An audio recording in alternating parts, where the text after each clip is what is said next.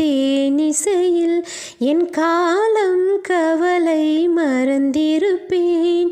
இன்னிசை மட்டும் இல்லை என்றால் நான் என்றோ என்றோ இருந்திருப்பேன்.